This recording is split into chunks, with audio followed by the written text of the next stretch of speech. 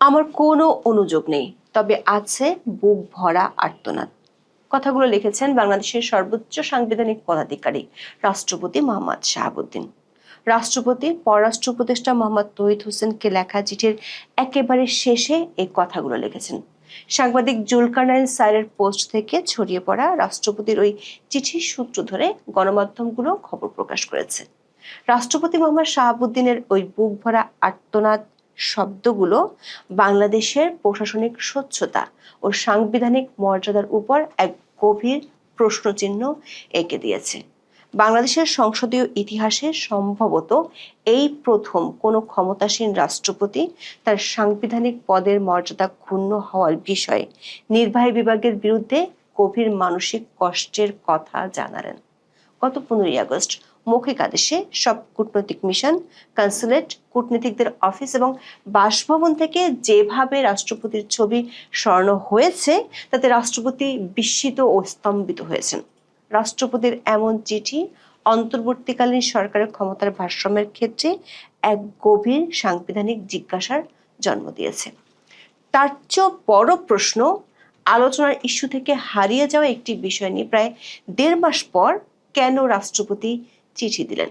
বিস্তারিত জানতে চলুন যাওয়া যাক বিশ্লেষণে। ঘটনাটি ঘটে গত 15ই আগস্ট। ওই দিন পররাষ্ট্র মন্ত্রণালয় বিদেশে অবস্থিত বাংলাদেশের সব কূটনৈতিক মিশন, কনসুলেট, কূটনীতিকদের অফিস এবং বাসভবন থেকে রাষ্ট্রপতি মোহাম্মদ শাহাবুদ্দিনের ছবি সরানোর নির্দেশনা দেয়।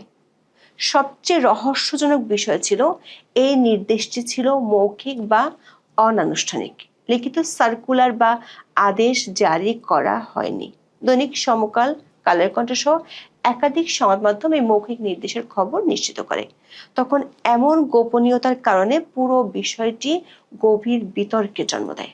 পররাষ্ট্র মন্ত্রণালয়ের সূত্রগুলো জানায় এই মৌখিক নির্দেশ মূলত গত 15ই আগস্ট টেলিফোনের মাধ্যমে দেওয়া হয়।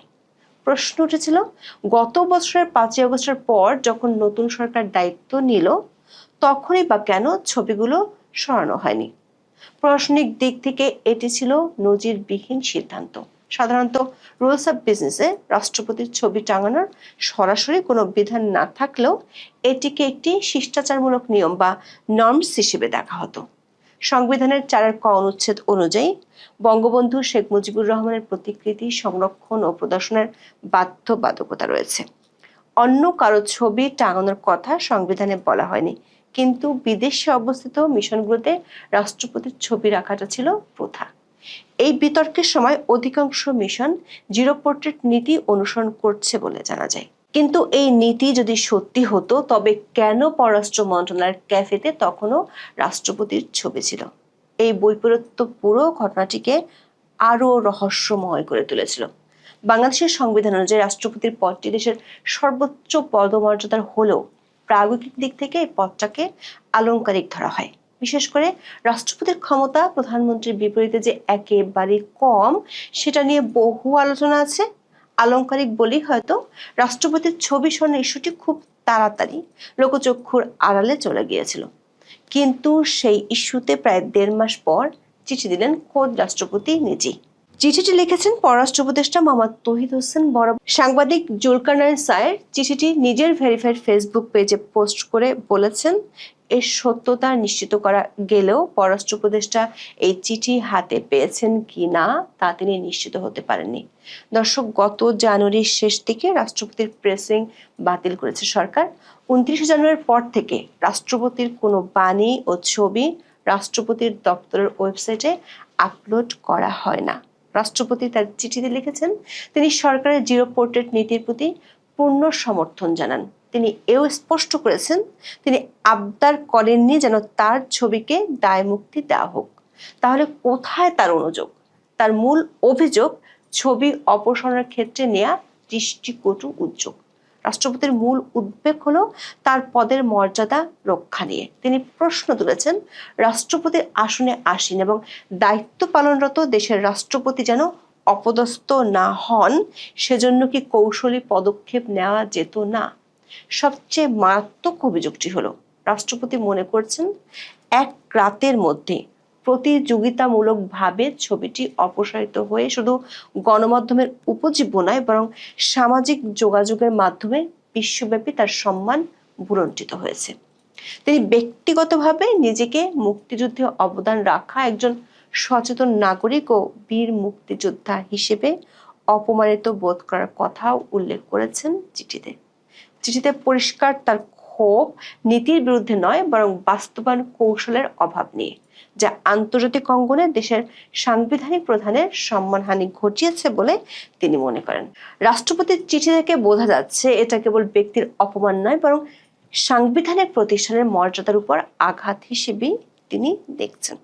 রাষ্ট্রপতি শাহাবুদ্দিন তার চিঠিতে নিজের সাংবিধানিক প্রয়োজনীয়তা এবং সরকারের প্রতি তার অপরিহার্য সহযোগিতা প্রতিষ্ঠার উপর জোর দেন। এই অংশটি চিঠির একটি গুরুত্বপূর্ণ রাজনৈতিক ও আইনি দিক। তিনি দাবি করেছেন, রাষ্ট্রপতি হিসেবে সাংবিধানিক দায়িত্ব নিষ্ঠার সঙ্গে পালন করে যাচ্ছেন এবং সরকারকে সর্বাত্মক সহযোগিতা করছেন। এমনকি স্মরণ করিয়ে দিয়েছেন, স্বাধীনতার পর হতে অদ্যাবধি যা হয় নাই তাই তিনি করছেন। উদাহরণ হিসেবে তিনি প্রায় অর্ধ শতাধিক অধ্যাদেশ জারি করে সরকারকে আইনগত পূর্ণ সহযোগিতা দেওয়ার কথা উল্লেখ করেছেন, যার বলে আইনগতভাবে অধ্যাপক ইউনূসের অন্তর্বর্তী সরকার শক্ত অবস্থানে আছে। সাথে লিখেছেন, গত বছর 5 থেকে 8 আগস্ট পর্যন্ত দেশের সংকটকালে তার কাজ ছিল বিশেষভাবে উল্লেখযোগ্য। দর্শক, সাবেক প্রধানমন্ত্রী শেখ হাসিনার পদত্যাগপত্র না থাকা সত্ত্বেও রাষ্ট্রপতি সংবিধানের 106 অনুচ্ছেদ বলে আদালতের পরামর্শ নিয়ে অন্তর্বর্তী সরকার গঠন করেছিলেন। এত কিছু করার পরও কেন তাকে এভাবে অপমান করা হলো সে প্রশ্ন তুলেছেন রাষ্ট্রপতি। চিঠির শেষে রাষ্ট্রপতি লেখেন, এতে কোনো আনুষ্ঠানিক অনুযোগ নেই, বরং আর্তনাদ আছে। দর্শক, আপাত দৃষ্টিতে এই লাইনটি আবেগময় মনে হলেও প্রশাসনিক দিক থেকে তাৎপর্য কিন্তু অনেক। কারণ সংবিধানের 48-3 অনুচ্ছেদ অনুযায়ী প্রধানমন্ত্রী বা প্রধান উপদেষ্টা নিয়োগ ও প্রধান বিচারপতি নিয়োগ ছাড়া রাষ্ট্রপতিকে সকল দায়িত্ব পালনে প্রধানমন্ত্রীর পরামর্শ অনুযায়ী কাজ করতে হয়। প্রোটোকল লঙ্ঘন নিয়ে আনুষ্ঠানিক অনুযোগ করলে তা নির্বাহী বিভাগের সিদ্ধান্তে হস্তক্ষেপ হিসেবে বিবেচিত হতে পারত, যা সংবিধানের সঙ্গে সাংঘর্ষিক হতো। আর্তনাদ প্রকাশ করার মাধ্যমে তিনি সাংবিধানিক সীমারেখা অক্ষুণ্ণ রাখলেন, কিন্তু একই সাথে রাষ্ট্রের সর্বোচ্চ প্রতিষ্ঠান হিসেবে তার মর্যাদাকে আঘাত করার প্রতিবাদ রাজনৈতিকভাবে লিপিবদ্ধ করলেন। সংবিধানের 48-2 অনুচ্ছেদ অনুযায়ী রাষ্ট্রপ্রধান রূপে রাষ্ট্রপতি রাষ্ট্রের অন্য সকল ব্যক্তির ঊর্ধ্বে স্থান লাভ করবেন। এটি তার পদমর্যাদার সাংবিধানিক গ্যারান্টি।